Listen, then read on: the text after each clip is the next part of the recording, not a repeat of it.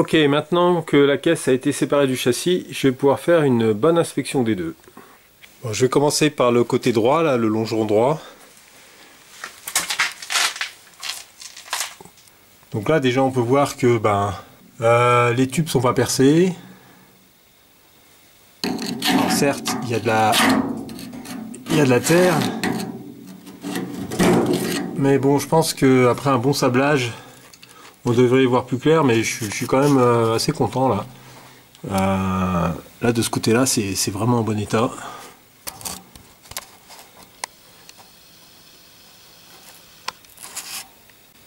Voilà, jusqu'à l'avant, c'est bon, hein, c'est en bon état, c'est pas percé. Le plancher aussi est en bon état de ce côté-là.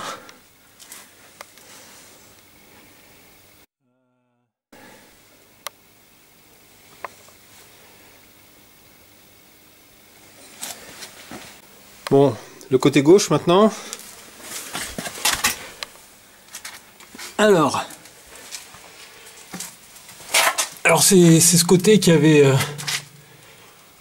le problème du plancher, hein, comme on peut voir ici.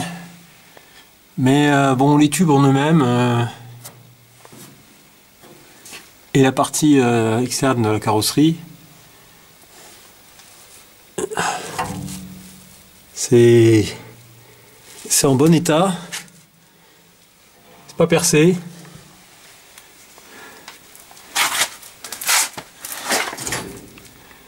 On voit que le bas de la carrosserie ici, il est toujours soudé au tube. Donc a priori, il n'y aurait que le plancher qui a morflé. Et rien d'autre. Donc là, je suis plutôt super content. Je vais voir un petit peu sur l'avant pour voir comment ça se présente. Ouais, comme le côté gauche, c'est pareil, hein. Les tubes sont pas percés. La tôle de la carrosserie est toujours bien soudée sur le tube inférieur.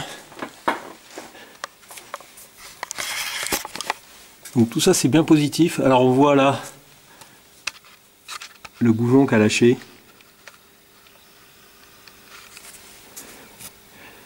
Mais bon, pour le reste, c'est plutôt vraiment en bon état. Là, je suis vraiment content. Pour ce qui est des longerons, en tout cas, c'est bon. Alors évidemment, il y a de la rouille, mais qui n'est pas profonde, hein. Voilà le reste de l'avant gauche. Bon, toute cette partie là était déjà visible plus ou moins. Non, celle-ci n'était pas visible parce qu'elle était masquée par le châssis. Donc là c'est protégé en fait cette partie, donc c'est normal que ça soit en bon état. Donc là il n'y a rien aucun problème de ce côté là non plus. Alors pour continuer sur la partie avant dans le compartiment moteur, on voit quand même que ici la tôle a été déformée. Est-ce que c'est suite à un choc à l'avant? J'en sais trop rien. Il y a la même chose de l'autre côté. On voit ici qu'il y a une pliure. Bon, les tubes en eux-mêmes ne sont pas pourris. Même les tubes inférieurs là. Les pattes de fixation sont bien soudées. La rouille n'a pas l'air trop profonde. Donc là, je pense il y aura de la reprise au niveau de cette tôle là. On voit que d'ailleurs qu'elle s'est dessoudée ici. Donc il faudra la redresser, la ressouder. Ce qui est bizarre, c'est que le capot fermait bien et dépassait pas, donc a priori les tubes n'ont pas été trop tordus. Voilà, on voit ici que c'est complètement dessoudé ici aussi. Voilà, c'est les hauts trous, ça doit être les points de soudure. Donc je pense qu'il faudra redresser cette tôle et la ressouder. Alors voilà, tout l'arrière, la jupe arrière c'est pareil, c'est pas de la rouille très profonde, il y a quand même un trou ici. Il faudra peut-être ressouder un bout de tôle, je sais pas. En tout cas, c'est quand même relativement sain. C'est pas de la dentelle. Donc évidemment, il faudra voir après sablage. Mais bon, c'est correct, c'est vraiment très correct. Les fixations de pare-choc sont bien, il n'y a pas de tôle de dessouder. Bon, il y a un petit peu de terre. Si là, il y a une petite déchirure là, au niveau du pare-choc. Il faudra sûrement faire quelque chose. Mais bon, la tôle en elle-même, c'est pas de la dentelle, ça c'est bien. Ok, alors évidemment, il faudra que je retire le réservoir, mais je pense qu'en dessous du réservoir, il n'y aura rien de spécial.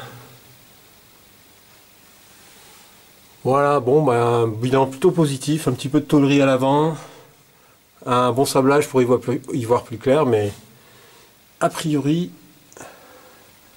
c'est plutôt tout bon. Alors sinon, en ce qui concerne les bosses, alors il y a des petits pocs, bon, comme toute voiture de cet âge, il y a quelques petits pocs à droite à gauche, mais il n'y a pas de gros coups. Alors là, il y a des parties qui sont écaillées, en dessous la tôle est saine, ici, là, c'est pareil. Faudra poncer, voir ce qui est en dessous. C'est à peu près lisse, mais il faudra voir un peu plus en détail. Pareil ici, sur l'avant gauche. Il n'y a pas eu trop de mastic, j'ai l'impression, parce que là, on est directement sur la tôle. Donc je sais pas, ça a dû être redressé et mal repeint. Enfin. Donc globalement, il n'y a pas vraiment de grosses déformations. Là, ici, peut-être il faudra reprendre la tôle ici pour les fixations du phare. Pareil, ici, il y a quelque chose, c'est un peu granuleux, là, je sais pas, il y a comme une couche de mastic. Bon, tout ça, ça sera poncé. Donc là, on voit en lumière rasante, on voit effectivement des coups ici. Ici, il y en a un. Donc à reprendre, donc il y a un petit peu de tôlerie à faire là-dessus. Ici aussi. Le côté gauche, ici, est plutôt en meilleur état que le côté droit. C'est pareil, il y a eu des coups, des reprises. Là, la fixation, je pense que c'est la fixation de la banane. Elle est un petit peu par rapport au côté gauche, là ça devrait être un trou bien rond. Là, le trou a été agrandi, donc sûrement il faudra reprendre ça aussi. Je sais pas, je pense pas que je le ferai moi-même tout ça. Je préfère au carrossier parce que c'est quand même du travail plutôt assez fin à faire. Voilà, les bas de caisse, il n'y a pas vraiment de coups non plus. Ici, quelques rayures ici.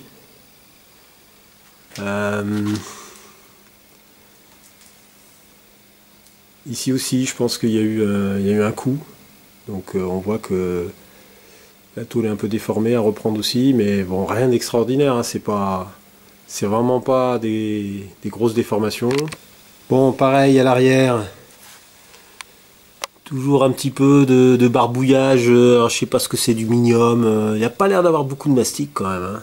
À poncer pour voir, mais bon, elle n'a pas eu de choc cette voiture, hein, visiblement.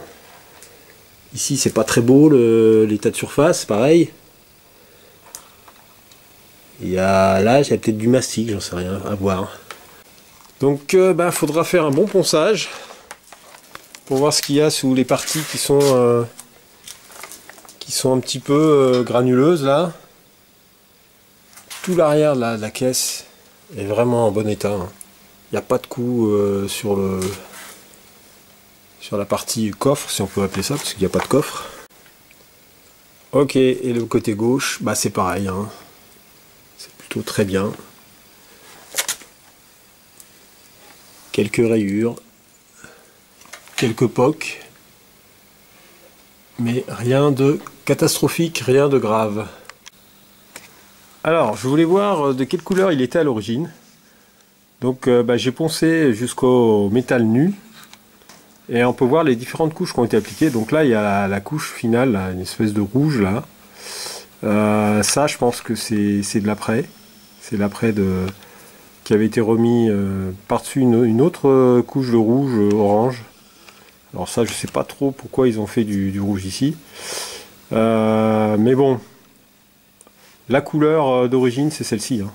Ça, c'est sûr. Ça, c'est l'après qui devait être mis à l'époque. Une espèce de brun foncé. Et ça, c'est le métal nu. Donc on voit que ça, c'est la couche d'après. Et ça, c'est la première couche de peinture d'origine, qui est donc un vert qui est en fait, qui est d'après les bouquins, le bouquin de Bernard Vermeulen sur la grande histoire de la petite Dina. Il dit que beaucoup de juniors ont été faits de cette couleur, donc couleur vert Dina ou vert PL, et c'était la même couleur que les Dina Z1 tout alu de l'époque, dans les années 54-55. Du coup, faudra que je vérifie parce que j'ai une Z1 de cette couleur pour voir si c'est la même. Mais ce qui veut dire que ça doit être assez facile à retrouver les références de peinture. Donc il faudra que je regarde ça. Mais moi, en tout cas, c'est une peinture qui me plaît beaucoup. J'adore cette couleur. Du coup, je pense que le choix est vite fait, hein. Je vais la refaire de sa couleur d'origine. Si ça avait été une couleur qui me plaisait pas, j'aurais peut-être changé. Mais là, en plus, elle me plaît. Couleur d'origine et couleur sympa. Je vais garder cette couleur, donc vert PL. Bon, on va passer au châssis. Alors, l'arrière, bon là il y a les caoutchoucs, j'ai pas retiré encore. Alors le châssis, pour le trouer, hein, faut déjà y aller parce que c'est quand même de la grosse tôle. Mais on voit que c'est pareil, c'est bien, c'est en bon état.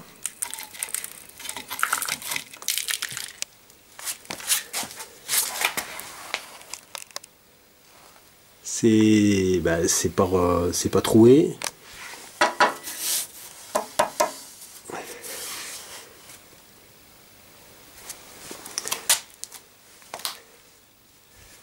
La rouille de surface.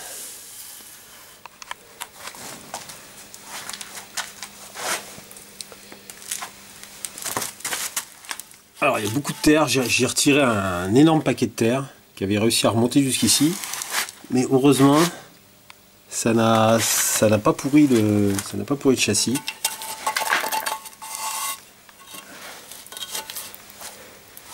Voilà, on voit toute la terre là. Et j'en ai retiré un seau complet. Alors de ce côté-là, c'est pareil. C'est pas troué, c'est de la rouille de surface. Un bon sablage, un bon décapage, et on pourra repeindre ça. Il n'y a pas besoin de souder de la tôle là. Donc, tout ça c'est très bien. Je vais regarder quand même en dessous.